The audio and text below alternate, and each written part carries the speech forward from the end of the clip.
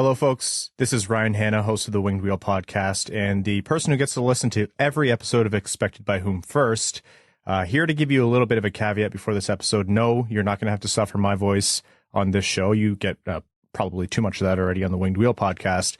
But I just want to put a little note in on behalf of Prashanth and Sean. This episode that you're about to hear was recorded before the Auston Matthews contract was signed. So obviously Auston Matthews and the Toronto Maple Leafs came to an agreement on a 4-year extension at $13.25 million per year. And that was after Prashanth and Sean had their discussion that you'll hear later this episode. So the content is still fantastic as usual. The whole episode is full of conversations about contract extensions and UFAs, an excellent interview with Ryan Ward, and so much more. But just that caveat that it was recorded before the Matthews extension. So it's the podcaster's curse. It's their first time I think this has happened. So congratulations to them. And folks, enjoy this episode of Expected by Whom. All right. After, I think both of us dealing with whole house plagues, both of us dealing with massive amounts of work, we are finally back to record another episode of Expected by Whom. So, folks, we appreciate the patience. We promised you at the very beginning that we could not promise regularity, so appreciate you sticking with us. Sean, how are you doing?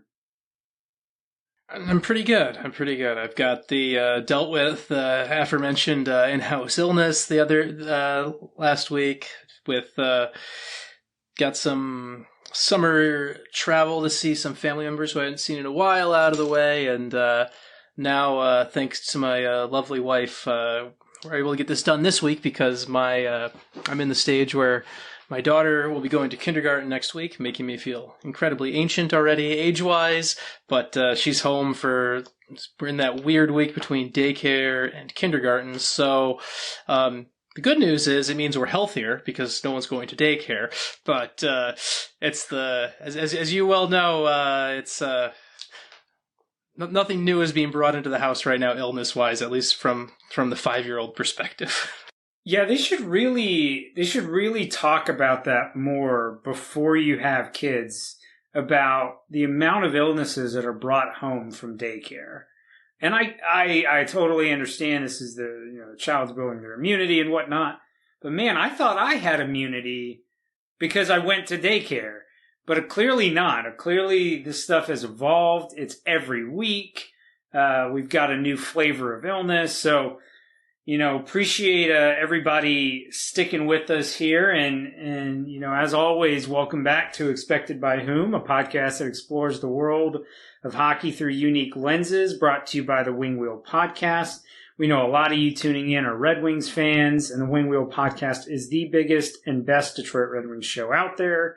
Find the show wherever you listen to or watch your podcasts, and go to wingwheelpodcast.com for more. And as a minor sidebar to this, if you happen to be attending the Roast and Toast of Thomas Holmstrom and Nick Lidstrom this weekend, benefiting the Jamie Daniels Foundation, the Wingwheel Podcast will have a table at the event. Please be sure to stop by and say hi. I'll be there. Ryan will be there. Brad will be there. Evan will be there. It'll be lots of fun. Please make sure you pop in and say hello. But kind of transitioning to, news that's worth us talking about. We are in the doldrums of summer, so we've got to invent things to talk about.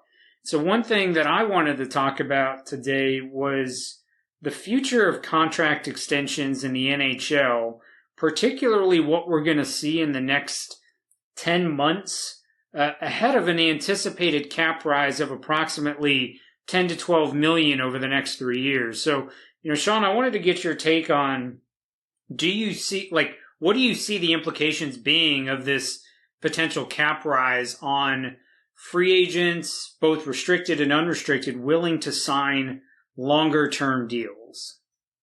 Yeah, it's a really interesting time because it's effectively a stare down, right, between, if you wanted to divide it into two sides, and it's not because there's 32 teams and hundreds of players, but it's effectively a stare down between GMs and agents / players trying to figure out how to get the most for themselves out of this. And we're seeing examples where GMs are trying to get some guys locked in for longer terms now, so they're taking up a percentage of the cap today, that will definitely look like a bargain 3-4 years down the line. And we've seen, and then obviously there's players. And I think one of the important things we need to remember is, we've talked about this on this show before, but most of the players' financial sense comes from their agent. And so I think we're seeing more and more of a push from agents advising their clients to look at this window 3 to 4 years from now.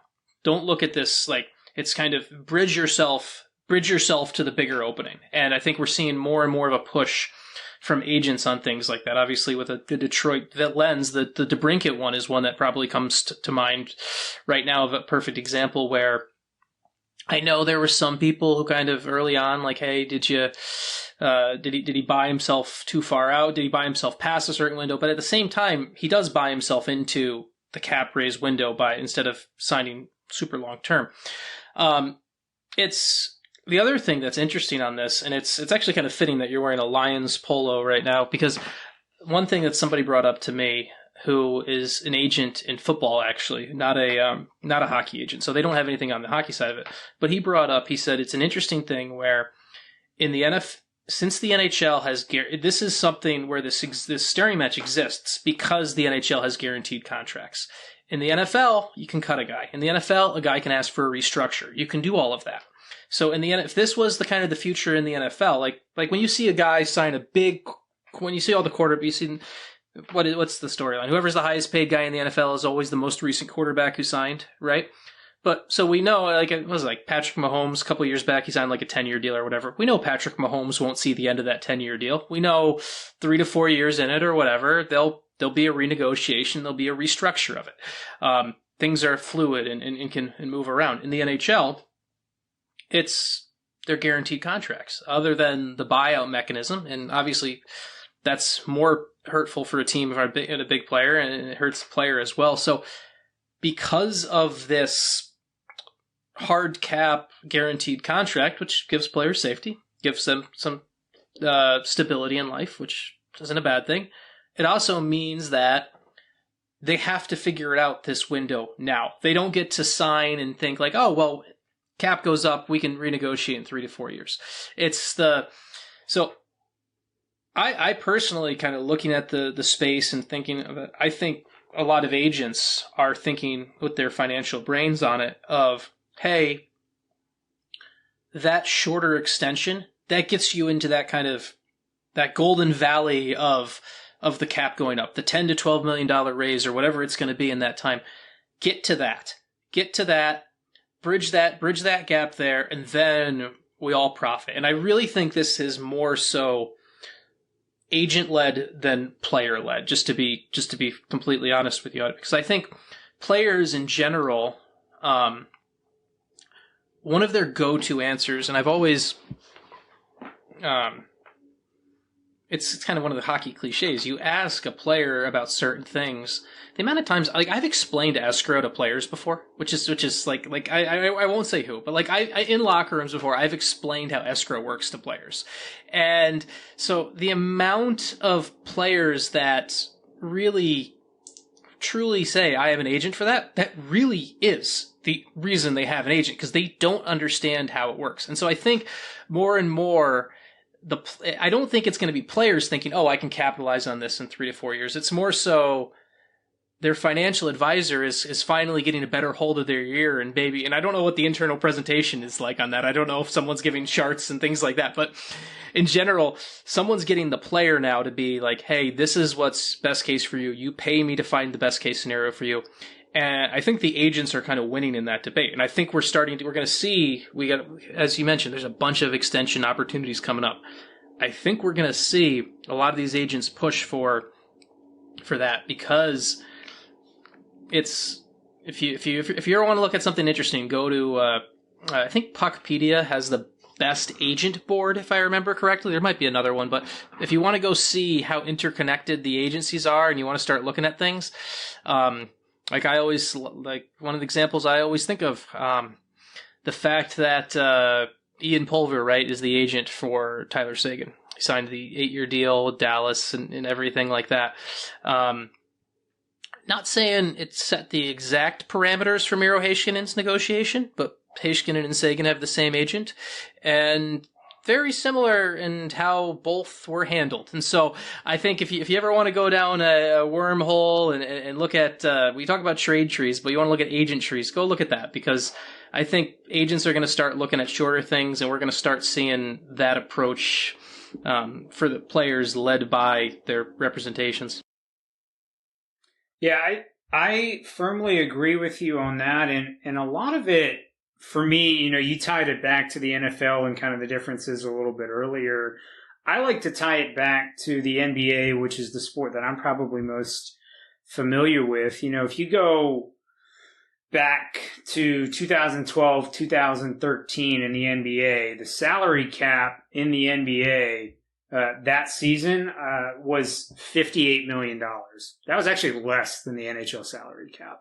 The NHL salary cap in 2012, 2013 was $60 million. But since that point in time, the NBA salary cap has increased by nearly $200 million. And so what you've actually seen players doing with that first real jump year being from 2015, 2016 to 2016, 2017, when there's a rise of about 25 million, is you've started to see players actually actively pursuing shorter term contracts. And I use LeBron James a lot as an example, because whatever you think about him as a basketball player, as a person, whatnot, the thing that he is he's financially savvy. And so every contract he signed has either allowed him to opt out after 2 years or has never been for more than 2 years, because he continually knows that 2 years from now, he can bet on himself and get a bigger and bigger deal. So you look at his deal, 2014, he signs 2 years, $42 million. Then the following contract's 2 years, $46 million. Then it's 3 years, $99 million. Then it's 4 years, $153 million. He's continuing to basically find a way to up that average salary, knowing that every couple of years with that increase, he's going to get paid a lot more. Now, I don't necessarily think you're going to have the same windfall in the NHL. The NHL salary cap is not going up by $200 million in the next 10 years. I feel relatively confident in saying that. But going up by $12 million in the next 3 years, or potentially $20 million in the next 6 years, is a substantial kind of continued rise that we haven't seen in the NHL in quite some time. The last time we had a greater than 3% rise in the salary cap, you have to go back to the change from 2017, 2018 to 2018, 2019. The cap has hardly moved for 5 years. So this is really the opportunity in time where I think you may see some players opting to pursue that shorter deal to try and bet on themselves moving forward. And I think in order for this environment to really play out, you have to have not only the cap environment be in place, but you have to have players that may be willing to take advantage of it. And I think this might be one of the first times where you do have that. You're going to have Austin Matthews. He's a free agent at the end of this season. He's a guy that has been relatively financially savvy and has gone against what typical NHL players have done, not taking the 8-year contract, instead taking a 5-year deal. William Nylander is another guy who took below market value to play in Toronto, and now he's a guy who may be, looking to capitalize on that.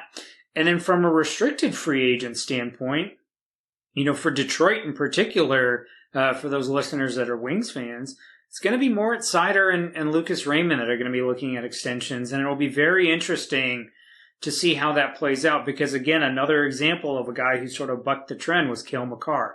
Cale Makar didn't take an 8-year deal; he took a 6-year deal. And so, will this potential rise impact the willingness of some of these players to take that 8-year term? I think it'll be a very interesting question, for us to pay attention to moving forward. It's one of those where you start mentioning those names and I start going through in my head of where do you start to play the agent game, right? Where it's Cale Makar is, we know, for example, that, it's pretty famous because it was highlighted in that documentary quite a bit. It's hard not to know that Lemieux is Mo Seider's agent, right? It's the kind of pieces of bar trivia that's been overtold for now. But you look at the Makar one's a really good example, I think, and that's one that comes into play where you look at Seider, and in my eyes, a guy who has a chance to be a top 15 defender in the NHL this season. And if the number one defender in the NHL is setting kind of this standard, and we talked about this, you and I talked a couple episodes back or however long ago with Matthews, where the league hockey needs standard people to break molds so other people can follow. And Makar taking the 6-year deal wasn't like a full-on like break, right? But it was at least like kind of a bit of that trickle-down effect where, I mean, remember the days and it's like someone's going to look, so because Ovechkin's finishing up year 10 of his deal? Like what's Ovechkin's like on like finishing up like a 45-year deal or something like that right now, whatever it is. But like 10 years from now, someone who is kind of newer to hockey or hasn't really thought about Ovechkin's contract is going to look and be like, wait, a guy signed for more than a decade with a team? Like that's going to be kind of just completely asinine. And even the 8-year deal is going to be like, whoa, that was a lot. Because I think the long-term implication will be this opens, right now it's the present financial advantage for agents. Where it's like, hey, we can get to this spot where we're going to make more money 3-4 years from now and that's going to then whet the appetite of players, I think, where they're going to be like, oh, hey, I signed a 4-year deal. This is normal for me. This now normalizes it. And I think that's where the entire contract structure starts to change. And you'll still always occasionally have the 8-year deal and things like that. But I think it's just going to start to normalize the shorter deal for both teams and players. And honestly, I think we also see a little bit of a reverse effect coming out of it with some guys, and I know he's not an RFA, but like Hagel signs for 8 years today. Like, I mean, that to me feels kind of savvy on his part because he's a guy who I think he's going to, I like his projection, but I think that's kind of savvy on the spot where he locks himself into a spot where he's not competing with some of these other jobs in 3 to 4 years. I think right now we're actually going to get some other guys who maybe probably wouldn't be in that long-term discussion, kind of trying to catch on to it. And I don't know, it's going to be interesting to see the long-term defining aspect of it for my view. Yeah, I completely agree because if you look at the guys that have signed, as restricted free agents for those 8-year deals, in addition to Brandon Hagel, yes, you have your Timo Meyers, your Jesper Bratz, your Pierre-Luc Dubois, but you also have guys like Michael Anderson, in Los Angeles, as a guy going for 8 years, a Jordan Kyrou, who's not necessarily in that elite tier, doing that, and Eric Chernak. So you do have a different tier of player that I think is going for those deals. But I think, going back to one of the first points you brought up about there needs to be someone that really breaks the mold. I think we've had some tests of it.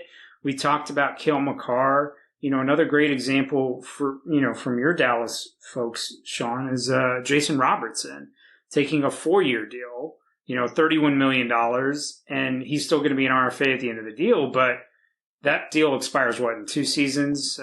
So he's going to have a potential massive payday coming off as an age 26 player in potentially a cap environment that's $12 million up. So that may work out. Elias Pettersson's another one who took a 3-year deal, at $7.3 million, and now he's going to be an RFA at the end of the season and have an opportunity as a 25-year-old to go out and get, a potentially bigger payday. But I really think it's going to start with Austin Matthews as an unrestricted free agent being the one to be the guy that sets the bar because he's going to be in his prime, one of the best goal scorers in the league, unrestricted free agent, meaning he can, handle offers from anybody.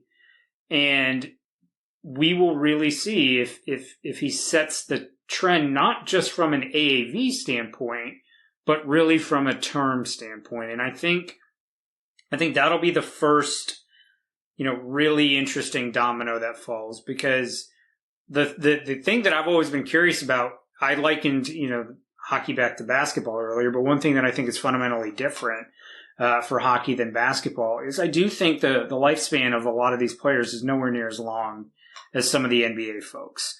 As an NBA guy, you can carve out a role playing career and bounce around, get to 8 teams, be the Ish Smiths of the world that get onto their 14th team before they win a title in Denver. I don't know that that's as easy to do, particularly as GMs get more savvy about using their entry level contracts for some of these guys to stick around as long. And so, maybe this won't buck the trend. Maybe this will buck the trend, but that's what I'm paying attention to this offseason, as it pertains to the restricted and unrestricted free agent kind of contract extensions.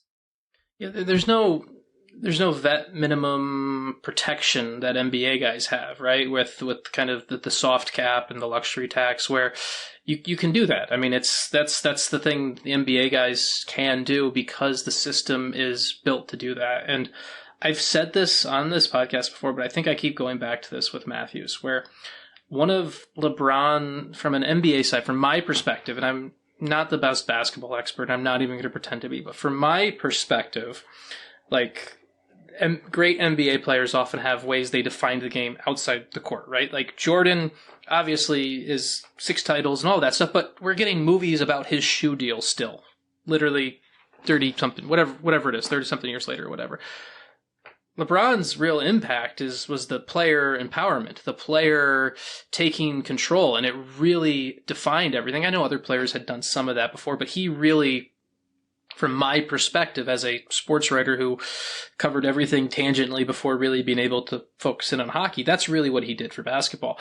And that's kind of my view of what Matthews can do with the NHL, where Matthews can be the player that he can kind of have the effect LeBron did on the NBA, where it sets a standard for top players empowering themselves to make the decisions and making it work. Obviously, the cap structure and everything will never be the same, so it won't be exactly possible, but at least it opens... I think it's at least possible with Matthews, and I honestly, I've said it, I think I've said it before, I hope it happens because I think it would make the game more fun. I think it would make it more interesting and more fun, and just kind of, it'd be a nice thing to see, so... Yeah, I completely agree, particularly in the more fun standpoint. I mean, every year we have people complaining about the trade deadline not being exciting enough. And you get to the NBA offseason, it's like, oh my God, this former league MVP is traded. And, that's the most exciting thing that's happened. But then you get to the NHL and it's like, oh man, this grinder is, the big free agent splash for you here. That could change if you have shorter contracts in the NHL where players are more empowered to be able to move. Again, that has to be a desire for them. There is certainly an aspect where players may be comfortable in a city from a family perspective, where they want to be. I'm going to set all that aside. But if that is truly something that's desired by a pocket of players, particularly the elite players, that may be a very interesting, maybe create a lot of that buzz that folks are always looking for every year, because now you've got expiring contracts that can be dealt more frequently at the trade deadline, and you've got people moving more often, at the start of free agency. So I think it'd be really interesting and fascinating. I don't know if it's really what's desired, but if it is, I'd love to see it happen. It's and then last thing on this, right? You talk about interesting and fascinating. That's actually terms we could use to introduce I'll let you use to kind of get to our guest spot after this here. But the other thing is, and this is, I'm going to touch on it, and I know you wrote a really lengthy piece over at the Winged Wheel podcast website this week and everything. And the other thing it changes, which will be interesting to me to watch, is when you have a player set the standard like this. I know it'll benefit player empowerment, but it also changes the length of what is a realistic rebuild. Because right now, the reality is, to win a Stanley Cup, if you were to take lessons from past Stanley Cup teams, and we've gone through how sometimes, the reality is you either have to have a top 5 pick, multiple top 5 picks, honestly, or you have to have been a masterful at leveraging your expansion draft. That's really what you have to do to win a Stanley Cup. And how do you become an expansion draft? Well, you have to be an expansion team. And how do you get a top 5 pick? It requires something really, you have to be shit. So I think this at least opens the door from a team perspective. If we've been talking about this with benefit players. Let's talk about this with benefit GMs. This would at least open the window for the concept of the rebuild, the changing of a team, the changing of league powers. It's not just locked into focusing so much on those lottery balls, I think. And I think that would be another good thing for the game. I completely agree, especially the aspect of you either have to focus all your hopes and dreams on the lottery to bless you with that top pick to be able to get those guys, not once, but sometimes twice or even 3 times to be able to build a Stanley Cup contending team. And now if you have the ability to leverage free agency in the trade market much more readily, that'll definitely change the way that teams can construct Stanley Cup contenders such that it may actually be more palatable for more teams to be able to contend. I do think that is going to be something, and I'm not going to derail us too much with this because I think this could be an episode in and of itself, but within 5 years, I think everything we use to assess who could be a Stanley Cup championship team is going to go out the window. Because a lot of what we talk about when we talk about Stanley Cup contenders and past champions and whatnot, those past champions were not constructed in the present day era. Most of them weren't. Some were. But the draft lottery rules have changed so much. The amount of teams that could be in the lottery have changed. The expansion draft changed things. There's been so much change that you can't use, the 2016-2017 Pittsburgh Penguins as a model because you can't get Sidney Crosby and Evgeny Malkin the way that the Pittsburgh Penguins did. Like, it doesn't work like that. So I do think within 5 years, how we view the blueprint for a Stanley Cup contender will change to be more reflective of how you can actually construct a contender. And that's where I think the leveraging of free agency is going to come into play, whether or not that ends up being a substantial movement. But we'll save that talk for a full episode at some point in time, because that could definitely be an episode in and of itself. And I don't want to derail us too much as we have a tremendously exciting guest. Joining us today is from the Youngstown Phantoms, Coach Ryan Ward. So they are the Clark Cup champion Youngstown Phantoms, and Coach Ward is going to talk to us today about, how his team uses analytics, the importance of communication, where he views the USHL as a developmental league. A lot of really, really great insights. And so without further ado, we'll go into that. Okay, we are happy to be joined today by the championship-winning coach of the Youngstown Phantoms, Ryan Ward. And Ryan and I have kind of a fun crossing paths history going back, which makes me feel old to think this was this long ago, but we were at Bowling Green same time. I think your last 2 years there, Ryan, were my first 2 years there, I think. And Ryan worked for the hockey team there, and I was working for the student newspaper, and now who knew that, 15 something years later almost, where here we are chatting on this wonderful podcast. So just to kind of, Ryan, thanks for coming on, man. And I want to kind of let you kind of get us started here with just your career path, because you've been a video coach for NHL and AHL teams. You've been an assistant in the OHL. You were a director of player development in the USHL. Now a head coach in the USHL in your first season. A story that even goes back to the Providence Bruins, if I remember correctly, from you and I talking in the past before. Yeah. So with your path and kind of how you've gone this way, was becoming a head coach always the goal? Was that just kind of take me how we got here and think along those lines?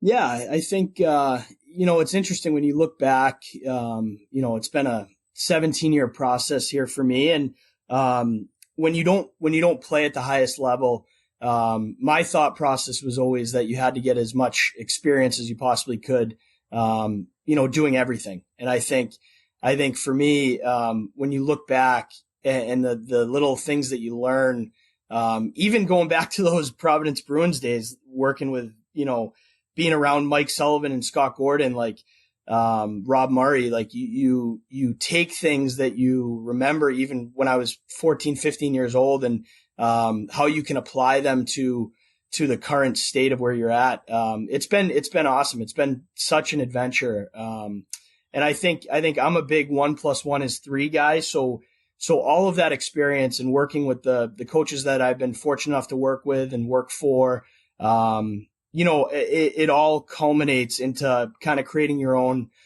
brand and identity and philosophy with coaching. So it was great. Like all those stops along the way, the people you meet, the relationships you cultivate, it's something that you don't take for granted. And even, this morning, Drew Bannister called me, who I worked with in Sault Ste. Marie and then with the Blues in the American League. And you just catch up and you pick each other's brain and, hey, what new drills are you doing? What, are you changing anything system wise? So, just those conversations that you're able to have and the network that you have and the people that you meet along the way, it's something really special. And for me, I just tried to gather as much experience as I could, with the game and in different roles. So you really now, like when you look at it from a head coach's perspective, doing all the video that I did for 8 years, it makes it so much easier for me on a day-to-day basis. Right. And when you come up at the bottom of the totem pole, you have respect for, I think, every role in an organization and every person that helps, win a championship or the day-to-day operation. So, it's been fun. It's been an adventure, and I certainly don't take it for granted. Every step along the way here has been extremely helpful. Yeah, so you've had a lot of opportunities in the various leagues, the NHL, the AHL, OHL. And I think what we've seen is in the past decade or so, U.S. hockey has really taken off in terms of, the caliber of players that are coming out of the league. So in your opinion, how has the league really progressed and developed over that, over the time that you've been there? And, where do you kind of view the USHL in the landscape of hockey? Yeah, it's a great question and something that, I've actually been fortunate to see all the different leagues, right? Like you can see, how every league's identity is a little different. And to be honest with you, I honestly feel like the USHL is the best junior league in the world. And I'm not just saying that because I'm in it. I loved my time in Sault Ste. Marie. It was 2 of the best years I've ever had in the OHL. But the USHL, I don't think gets enough credit. And I think when you see, the numbers of draft picks and players coming out of our league that are going on to have success, I really think that in the next few years, you're gonna see the USHL get taken a lot more seriously in that regard. I think that, the Canadian Major Junior, how they are interwoven with the communities and things like that, and how it's such a big deal up in Canada. Like, I think that's very special. But from a depth standpoint, from a quality of player standpoint, I think, you're seeing, the higher end level of the USHL keeps getting more and more high end. And I think, the depth of the league has always been there. But the higher end talent, the Celebrinis, we have Zach Morin and Sasha Boumediene coming in this year, as 07 tenders. Like, the high end players are starting to realize that you don't need to rush your runway. And I think that when you look at the USHL and what it does to lengthen the development path for players, the reality is you only have one shot to make it, right? You have one shot often. I mean, the majority, you have one shot to make it. And the USHL provides that runway without, with something at the end, with being college hockey, right? So, when you look at these guys and how physically prepared they are now, what they put into their bodies, their nutrition plans, their workout plans. I mean, lengthening that runway for these players is massively important. And I think you're seeing that the players and the parents and agents are starting to recognize that having a longer runway is not a bad thing. And we had 51 draft picks with USHL ties this year, and that's the most in any junior league. And I think that, to me, speaks volumes. And I think it's only going to get better. I think you look at the top pick in the NHL draft in the next 2 years could very well be a player from the USHL. And I think, I think that's super important. I think it's a great thing for our league. I think our league does a wonderful job.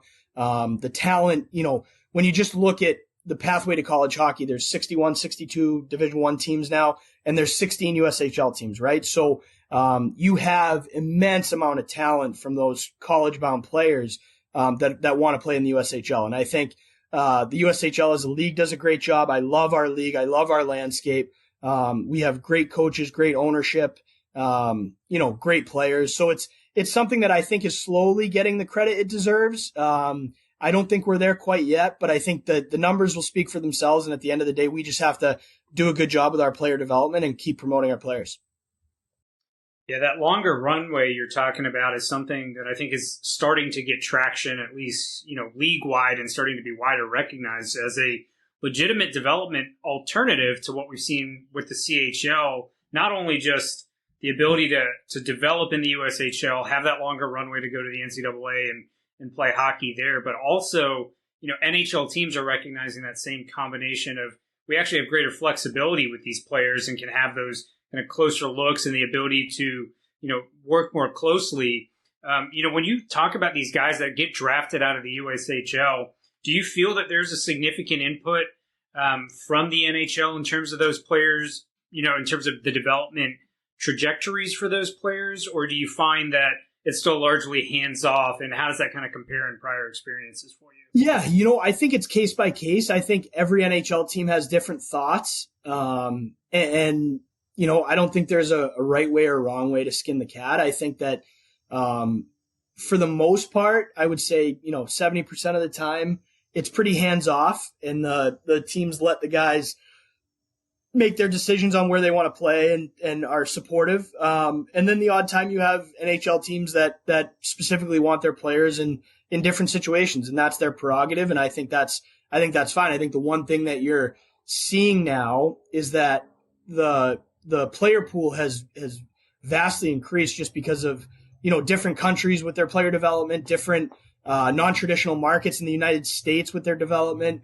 So really a lot of it is kind of like a puzzle piece, and timing is a huge thing for, a huge, variable with NHL teams. So having the flexibility, like you talked about, is really important piece of building their organization. Right. So, I think that flexibility is something, at the end of the day, you can't stop time. And I think flexibility is something that's hugely important for NHL teams. It's hugely important for player development.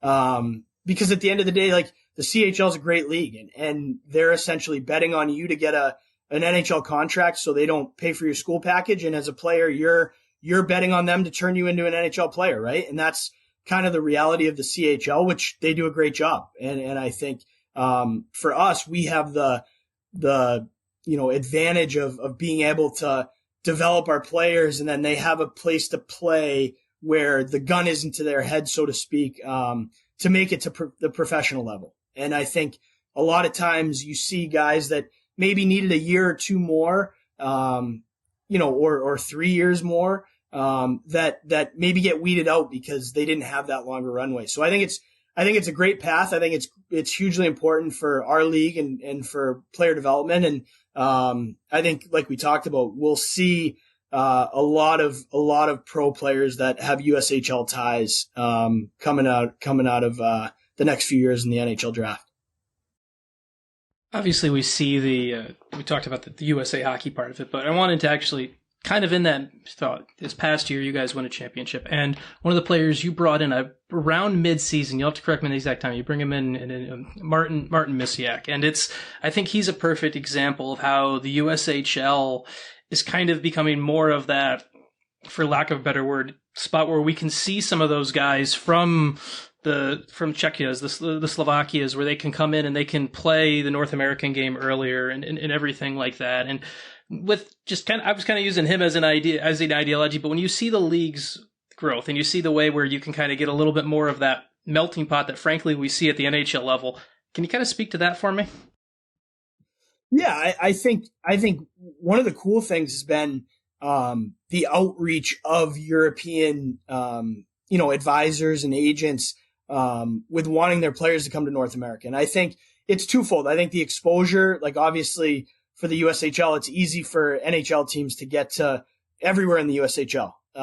So I think the exposure is huge for those players. And I think a lot of times, to get the quality of competition in Europe, like you have these young guys that are really good playing pro hockey, and they might not be in a situation where they can be the guy and have the puck on their stick. And, at the end of the day, the number one kind of evaluator is to see where these guys stack up against their peers in their draft year. And for a guy like Missile came over and he was a depth forward on a Slovakian pro team, very, kind of dump and chase, get in on the forecheck type of style. And for us, like Marty was our first line center down the stretch, and he was able to showcase playing with really talented players and playing against his peers. And he did a great job. And the thing that Marty has now in his toolbox is that he's adjusted to the North American League game. And I think people take that for granted a little bit. Like it is significantly different. Like it's hard to ask a European player to come over and not have an adjustment period. It takes a very special person to do that. And Marty went through it. Marty went through an adjustment period, and then in the playoffs, he was tied for leading our team in scoring. So I think just seeing that growth in him probably helped him in the NHL draft.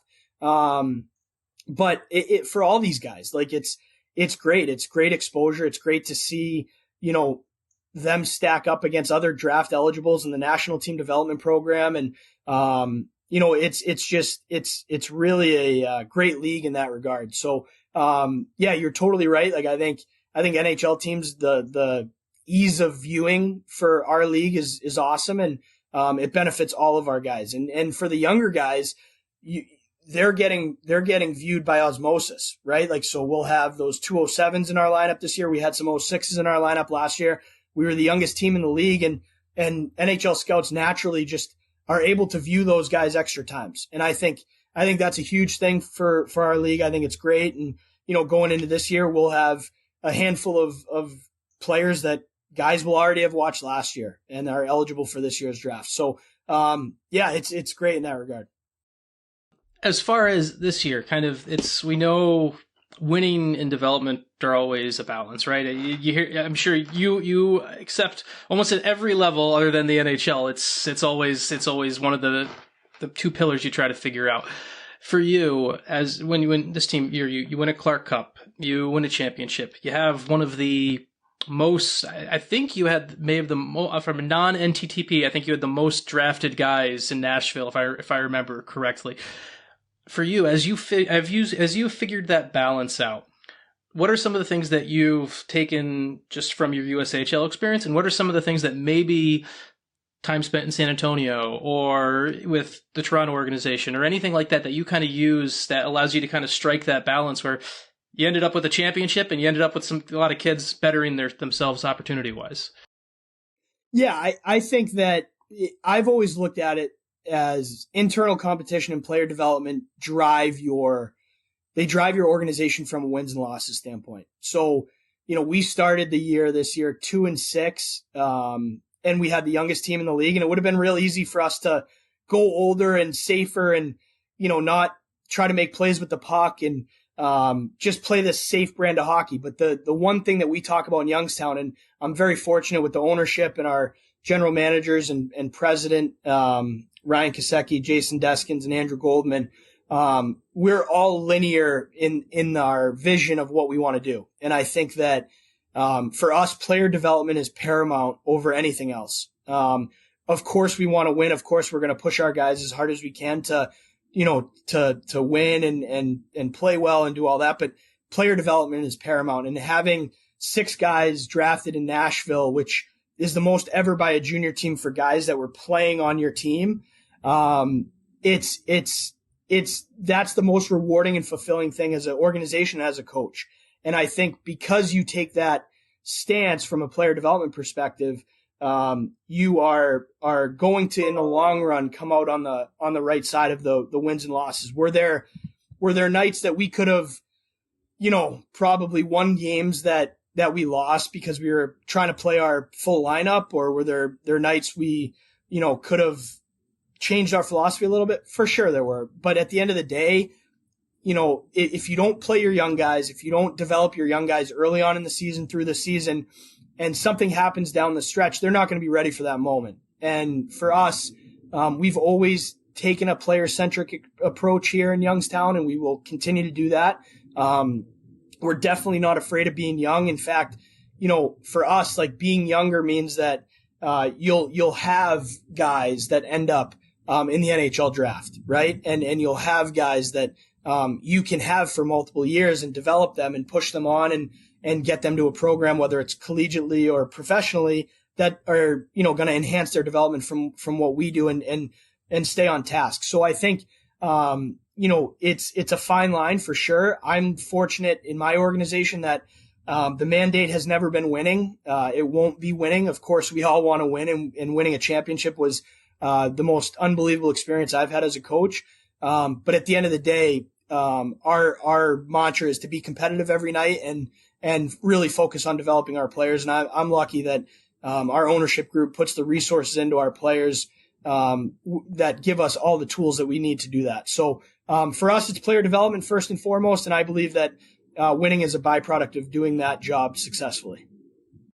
So kind of shifting gears a little bit to how you guys use different metrics and data to support you at Youngstown. We've had listeners ask us a lot of times, how analytics and data are used at levels other than the NHL. We've never really had a great answer. So kind of as much as you can share, in your role in the USHL, how do you guys use analytics to kind of inform decision making? Yeah, I believe, Sean, I sent you a screenshot of the reports that we get after every game. I'm an open book when it comes to this stuff. I would say that we're probably one of the more active teams from an analytics standpoint. I've been fortunate enough to work with some very smart people, working for Kyle Dubas for two years, and his team that he assembled there. Like, you kind of have a different perspective on things. I think it's all about messaging from an analytics standpoint. Like, we look at analytics a ton. When I wake up at 5:50 in the morning, after a game, I get a report that has probably 150 data points in it. And a lot of them are simple, average time on ice and takeaways, giveaways. But we also, look at controlled exits, controlled entries, offensive zone possession time, inner slot shots, rebound recoveries, passing percentages. So we every single day as a coaching staff, the first thing we do is pull up our SportLogic analytics platform, and we go through it. And to me, it's funny, like, you're so emotional as a coach and you're invested, and you watch a game and you're like, oh yeah, we played pretty well. And then you look at the analytics and you're like, wow, we got to clean some things up. But we look at it every day. And I think our coaching staff, we set metrics with each player on their game goals. So whether it's, turnover percentage, passing percentage, first possession exits, controlled entries, shot attempts, unblocked shot attempts, we sit down with our players and come up with game by game goals for what they want to achieve.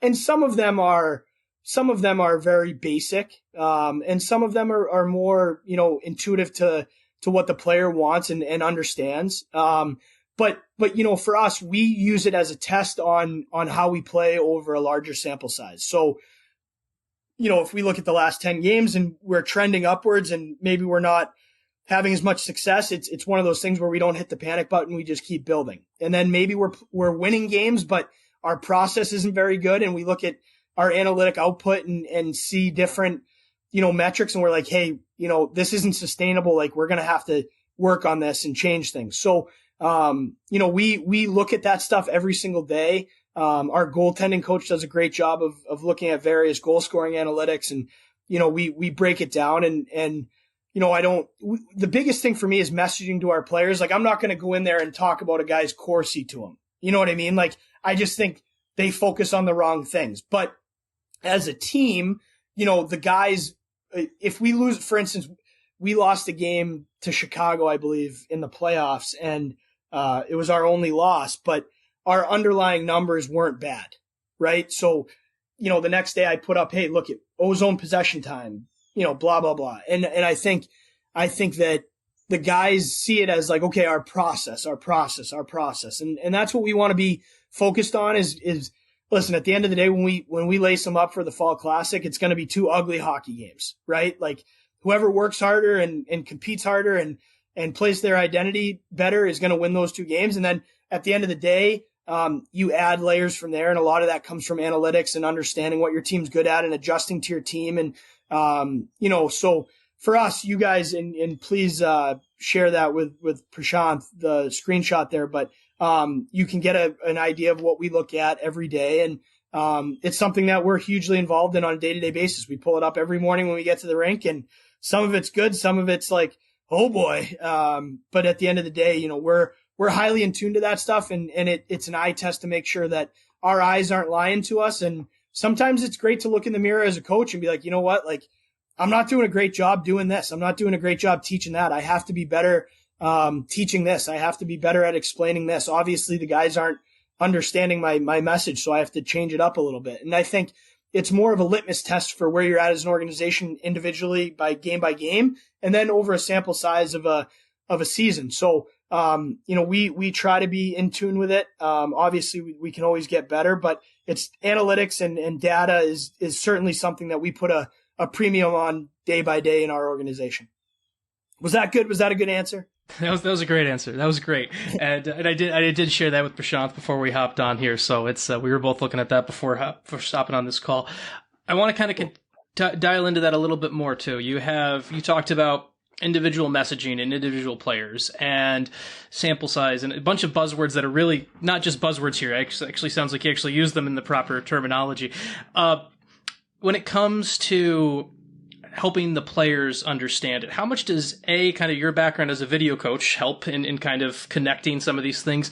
And B, when it comes to communicating those goals and the sample size to a player, like if a guy you probably don't want a kid looking at his Corsi for one bad game, right? Like it's probably not even worth, I would imagine it's probably not worth showing it to him because that's maybe an outlier. Like, how do you kind of figure out what you show the player? How do you help the player understand how it's a tool for them and not let them get lost in the numbers?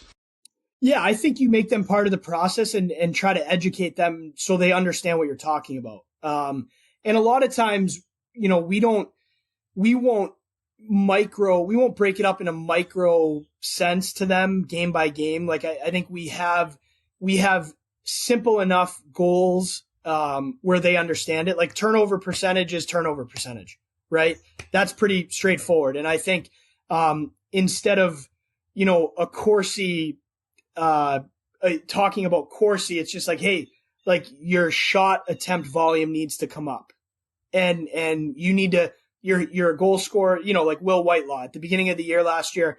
Will Whitelaw had, 15 shots a game, from anywhere. And then it was actually dialing him back to say, okay, Will, like we understand you're a shooter, you're a goal scorer, but let's up your quality of shots. Let's look at your unblocked shot attempts. Right. And Will started to understand like, okay, maybe quality in certain situations is better than quantity. And you never want to take a guy's identity away from him. And I think making them part of the process to understand what you're looking for is hugely important. I think for me, one of the things you learn is you can be the best X's and O's coach in the world, right? You can have the best systems, the best tactics. If your messaging and your relaying your message and how you interpret things to the players and how they interpret you, communication and messaging and relationships, you're never going to get past that being the most important thing, right? And that goes with everything you do from an analytics standpoint, from a video teaching standpoint, from a meeting with the players standpoint. You have to have their trust that you have their best interest, and by bringing things up and educating them, they need to think that's important, right? So we don't, as a coaching staff, we dive into the weeds way more than what we present to our players. But the important things that we need on an individual basis, we make them part of the process so that they understand exactly what we're talking about, right? And this is a great story. There was a player, Jake Rossi, who I've coached multiple times, and I remember he he had a poor play on the wall in a game, and we got into it in practice, and he was like, let's go into your office and look at my wall play analytics. And he's like, I guarantee you that, I'm in the top half of the league, if at least. So we did this, and you can compare players on with Sport Logic. You have like a graph that you compare players with. And sure enough, like Jake was right. He was one of the better players at making plays off the wall and us exiting our D zone. And that's like a important thing for me, to not be stubborn enough to be like, screw you, like you're not good on the wall. For me, it's like, these players actually know what they're talking about, and they're smarter than we give them credit for. And it was one of those conversations where Jake and I laughed after, and I said, you're right. I'm sorry. Like, keep doing what you're doing, and it's one of those things that actually help you as a coach. And if you have the relationships and you have the trust and you educate the players on what's important in your team identity and how you want to play, I think that those tools go both ways. It teaches the coaches, and it teaches the players. And quite honestly, like last year with our team, from our leadership and just our players in general, like as a coach, I think you can learn a ton from the guys on the ice, right? Like at the end of the day, they're way better hockey players than I will ever be in my life, that I was ever. So if I don't listen to them and I don't make them part of our process, then I'm doing myself a disservice. I'm doing our staff a disservice. And I'm doing our players a disservice. Like, I learned so much about the USHL. It was my first year as a head coach in the league. I learned so much from our players last year, and just listening to them and talking to them and having lunch with them and building relationships. And I mean, these kids are under a lot of pressure. And I think for us, like as a staff, it goes back to kind of the messaging and the relationships and the trust. And that's really how you can integrate a lot of this like data and analytics into your day-to-day organization, is just by making them part of the process and understanding what you're looking at, so you can understand what they're seeing. Yeah. I mean, hearing you say all of that, we've talked to, AGMs of NHL teams, we've talked to directors of analytics, and really the two messages that you're resounding, or kind of what we hear, is that it's important to have clear and consistent communication. And more importantly, it's important to be humble and have the humility to recognize that there may be different ways to message things, or there may be different ways that you can learn something from the people that are in front of you. And so it's never going into a scenario with a closed mind. It's always about kind of having that willingness to learn and finding the commonalities to be able to communicate. Yeah, the best part about coaching is being in the trenches with the guys every day. And that's, I mean, when the season ends and you don't have that routine and you don't have, that group of players in front of you and with you every day, it's hard, right? You have to assimilate back into the real world, we call it. And if for me, if you're taking the biggest joy out of the day to day, and that's the relationships with the players, that's, being able to go through a season and go through a grind and embrace the monotony of every day. You're just, I don't know why you're in it, but for me, it's just not something I'd be interested in. And like you said, you can become a much better coach just by listening to your players. And it's fun. Like the Clark Cup champion group, that we had last year. I mean, I talk to those guys every single day, and it's something where I can't wait to take my kids to see them play in the NHL. And it's something that will be always special to us. And that's how I try to treat every one of my teams and every one of our groups and our staff. And, we have 85 years on earth if we're lucky. And, to be able to work every day with a special group of people is something that I certainly don't take for granted. And, the relationships you build in hockey are first and foremost the most important things. I want to ask a follow-up that I know some of our listeners will bring up. You mentioned that story, which I loved, but you mentioned the wall play analytics, and I've seen the number. I think it's something where it's like 75 to 80% of the game is played within like 3 or 4 feet of the wall. And so when you mention wall play analytics, can you kind of flesh that out a little bit just for listeners so they kind of get a better idea of what you're looking at when you're talking about in that regard? Yeah, I mean, a lot of it comes down to, you parse the analytics with the video, obviously. So you can now drill down to defensive puck touches.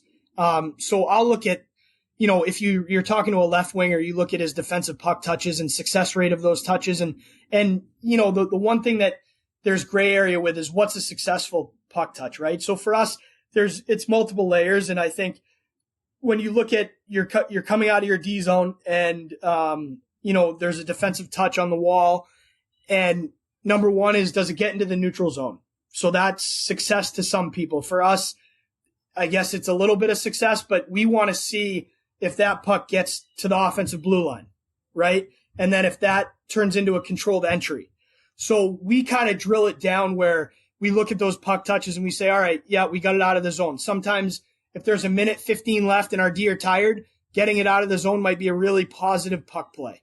But we want to take that puck from the wall, exit our zone with control, get through the neutral zone with control, and then enter the offensive zone with control, right? So really that's what we look at from a puck touch standpoint, like who can get the puck from our end in very simple terms, who can get the puck on their stick in our end, make a positive play to the neutral zone, and then it ends up to a controlled entry. And then if you really dial it down, it ends up either to a shot attempt or a scoring chance.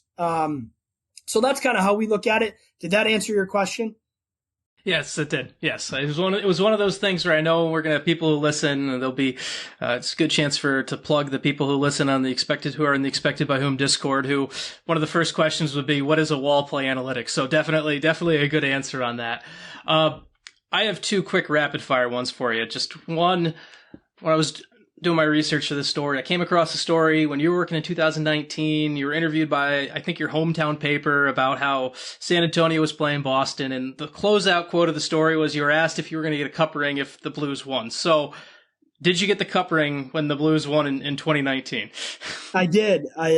Very fortunate. The St. Louis Blues organization is first class. And even though we were lowly minor league coaches, they took care of us. They got us a beautiful Stanley Cup ring. It's up in my safe. It's one of the most beautiful pieces of jewelry I've ever seen. And I'm super thankful, to the whole St. Louis Blues organization. Obviously, it's so funny, like, having my family from Boston, and you look at, those players. I was a stick boy when Patrice Bergeron played the lockout year in the Providence Bruins. And, you look at, everyone asks me all the time, are you a fan? Are you a Bruins fan? Are you a this fan? And you cross paths with so many people that you become less of a fan and more of a fan of people.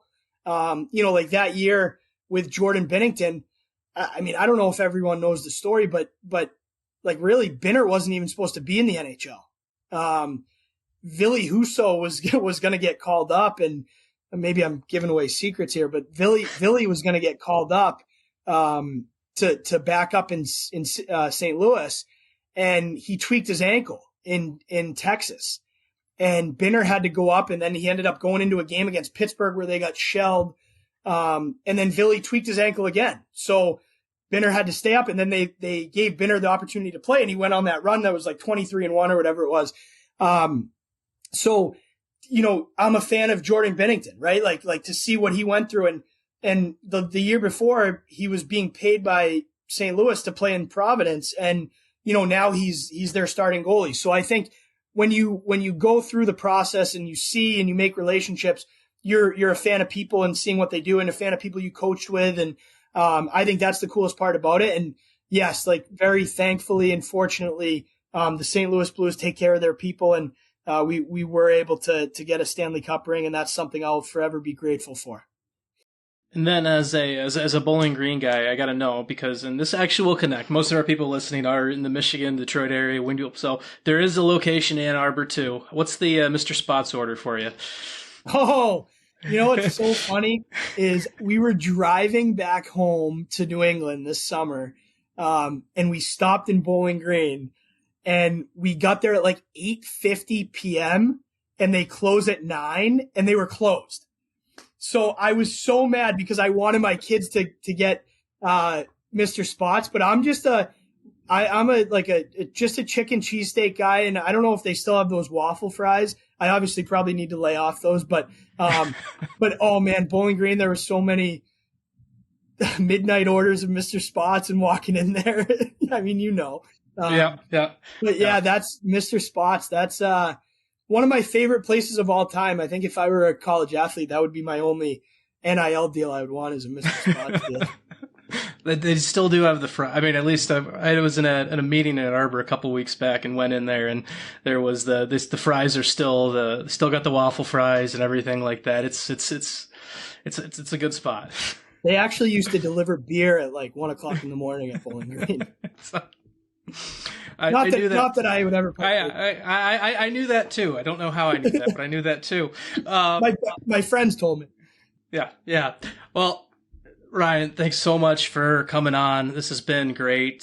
Thank you for answering one of the biggest questions we got. One of the first episodes we did, we kind of put like a call to questions and everything like that. One of our first listener questions was, hey, how are analytics used beyond the NHL? And so thank you so much for helping shed some light on that and everything. And this has been great. So thank you so much for coming on. Yeah, no, thanks for having me. And you guys do a great job. So I'm honored to come on and talk with you guys and look forward to seeing you around the rinks. And if you need anything, let me know.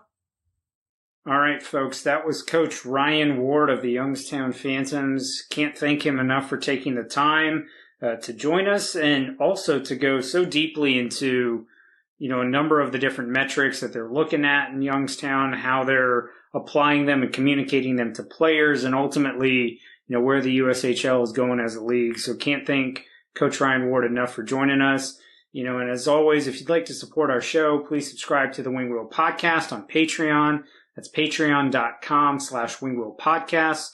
By subscribing, you're not only unlocking more great benefits like the Wing Wheel Podcast exclusive Discord, which has an Expected by Whom dedicated channel where you can bug Sean and I, bonus episodes, and more. You're also supporting us as we're a part of the Wing Wheel Podcast Content Network. All right, so to wrap us up here today, Sean, let's revisit a topic, or rather a stat you brought up in one of your more recent, Shap Shots, talking about surf plays, which is kind of a spin-off of splash plays created by Bob Stern for the NFL. So kind of walk us through what you're thinking here, as it pertains to surf plays. Yeah, so it's something where one of the things I like reading Bob's work a lot on other things. I'm not the biggest NFL guy, but I feel like he does a really good job of breaking down the Cowboys and breaking the game down. And one of the things that Bob has tracked to help kind of quantify, at least within the Dallas Cowboys landscape, defensive impact by using splash plays, which splash plays are things like some of the more obvious ones are like sacks or interceptions or fumbles forced. But then there's other ones. There's a 0-yard gain. That's a splash play. There's a pressure on a quarterback that forces an incompletion. Things where you can try to quantify the things that when you're watching at home, it looks like it's maybe an offensive mistake, but really was caused by the defense. And this whole thing actually kind of started with a text conversation with Bob himself, where him and I were going back and forth, and we were talking about Miro Heiskanen in particular in Dallas, and we were trying to think of how one could kind of quantify how one could kind of quantify Miro Heiskanen's impact a little bit better. We already have obviously great analytics, and we have a bunch of you can look at so many different metrics that show you he's the better player. But this was a little bit to try to add a little bit more of that visual for the viewer, the viewer and the fan who needed to see it. And so. And I thought about it coming from a Detroit perspective, thinking about Mo Seider and thinking about his impact on the game and things like that. And Seider is a little bit, and one of the issues with trying to find the exact translation, and it's one of the reasons we have this show, and we're probably one of the only people who does a show like this, is hockey is chaotic. Hockey isn't baseball. It's not football. There's not stops and starts and easy ways to break it down. And a lot of the things we're trying to talk about here actually aren't splashy, because a lot of great defenders don't create, well, in their own zone they don't, and on the offensive zone they do. Cale Makar obviously creates a ton of chaos in the offensive zone, but great defenders in their own zone control chaos, so they don't create it, where in football it's the opposite, right? And so I kind of using a bit of to to look at Heiskanen and look at his game, and I came up using the term, and to stick with the aquatic theme of splash, I went with surf plays, and it just kind of comes from the ideology of how so many plays in a game, because I watch a lot of Dallas games, where Heiskanen will skate a play dead, where there'll be a rush, the angle will be perfect, the play will be skated dead, the forward will literally probably have to button hook at the offensive dot and circle back, and it becomes a nothing burger of a play. Those are the type of plays where you're watching the game and it looks like that's forward by choice, when really it was positionally, the play was positionally killed without him ever touching the play. Those are the type of plays that I think would just be, I would like in my ongoing experiment, and I'm not going to do it for every game, but my ongoing experiment this season will be to try to see how Seider and Heiskanen impact the game compared to the rest of their peers, because you have the clear number one defenseman on both, and this is a space where I look at, I want to make sure I have this right. I look at a couple different things right now that I have as surf plays in my mind. And these are the type of things where basically it's a defender impacting the tide of the game. And you could look at, as for a defenseman, I could look at the 5 things I have listed right now. And this is all working in order. So if you have an idea, or anyone listening wants to throw an idea, throw it in the Expected by Whom Discord. I'd love to chat more about it too. A broken up zone entry, clean entry on a carry or pass in, because that's controlling the tide of the game. And I mean, I've even been thinking more about this after we had Ryan on in our last segment and talking about how much they look at the board play analytics and how they look at getting the puck to the opposing blue line, things like that. I don't know if I'm going to go that far on it because I'm one person watching a game, but that's kind of surfing or skating an opponent out of a rush, basically the play where a defender takes a player out without ever even making contact in most cases, drawing a penalty, not counting those fighting post-whistle skirmishes, because I think while those don't hurt you, they don't really impact the play of the game. They're after the whistle. And then the last one was kind of a stick check or pass intercept that eliminate a scoring chance. This is the type of play where you're playing a 2-on-1, say Detroit's facing 2-on-1, Seider's playing the 2-on-1. The player tries to make the pass, and it's a clean breakup of the play. That's a surf play. And the ideology of this is to try to figure out how can you look at, within a group of 6 defenders in a game, who's controlling the tide of the game and who's doing it positively. This is only tracking positive things, remember? So this is only looking at more so of the positive things. Who's defensively, and so yeah, that's kind of something you drive your kid to daycare each morning, you think about random stuff while you're trying to avoid illnesses, you try to think about random hockey things, and this is one of those that popped into mind for me. Well, I like the idea, and, I'm a little bummed, though, that you didn't manage to equate this to Nick Lidstrom, because this is Nick Lidstrom to a T, right? This is, if you had a historical leaderboard of this here. To be clear, Nick Lidstrom did come to mind. It was in the writing. It was, okay, let's find 2 active players. I'm not going back to, Nick Lidstrom is one of those players who, obviously, I would love to get HD of Nick Lidstrom's entire career. Like, just give me HD video of Nick Lidstrom's entire career. Something I'll never get, and luckily we live in the technology age but I'm not going back and doing Nick Lidstrom, because you're right. This is Nick Lidstrom. Go on.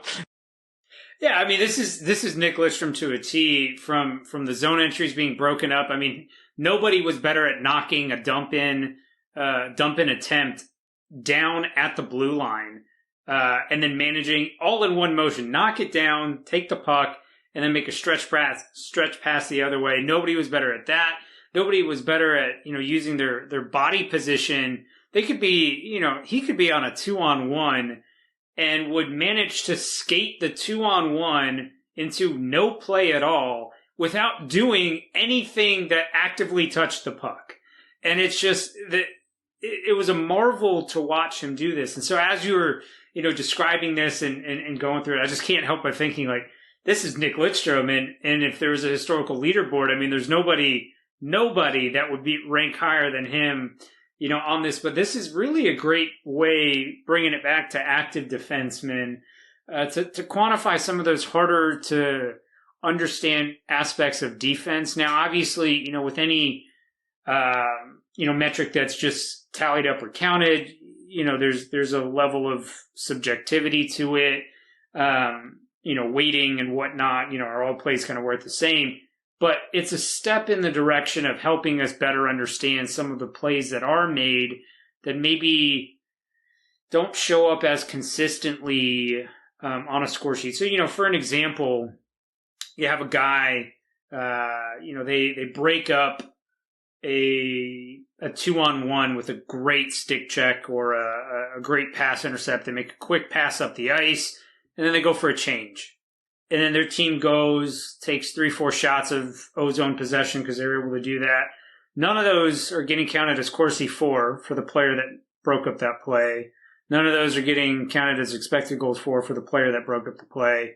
And so you do lose a little bit of an element of their ability to do that, especially because one of the things that I think we take for granted in hockey is, unlike baseball, unlike some of these other sports, we're really talking about very short time periods where a player's on the ice, and it's not consistent for all players.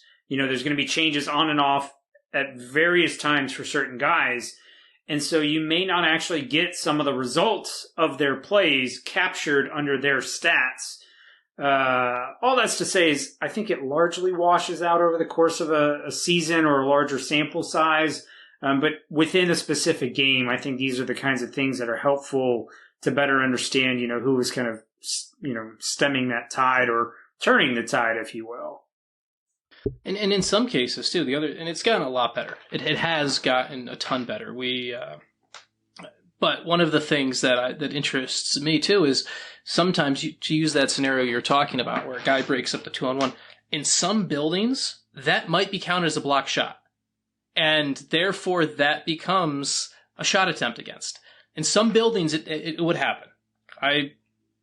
At some point we need to have get an anonymous. We need to get a scorekeeper on from one of those buildings and agree to do the awkward FBI voice and everything and ask them and show them a Zapruder film of what's a block shot and what's a shot attempt. That's a dream someday. But for now it'll just be me accusing those things. But it's to stay back on track here. The hope with this for me is just, and it's obvious I'm only going to be looking primarily at two teams play around with it this season, is how do you figure out the tide of the game within a defender, and how can I better give the answer when the next time I see someone on Twitter being like, oh, so-and-so didn't impact the game this way, or why do we care about what this guy does? I want to be able to say, look, this is why. And that's kind of that's the end goal for me, so that in the January and February version of Sean has the ammunition to shut down some arguments that come at him from various people. And isn't that what motivates us to do this, right? The whole point of doing all of this analysis, this legwork, is to the end of the day be right in that bar argument. That's still the point of all of this. And so, Sean, I'm looking forward to seeing what you come up with in January and February. I'm also going to start working on finding a panel of 5 anonymous NHL scorekeepers where I will then give them the same play and see how many of them score it the same way, because I think that's a fascinating thought experiment. But, folks, that'll do it for us here today at Expected by Whom. Appreciate everybody's patience with us as we got back to our regular programming. And as always, if you have any questions, comments, or concerns, please direct those to the direct messages of Ryan Hanna if you have not exceeded your direct messages limit on Twitter.com.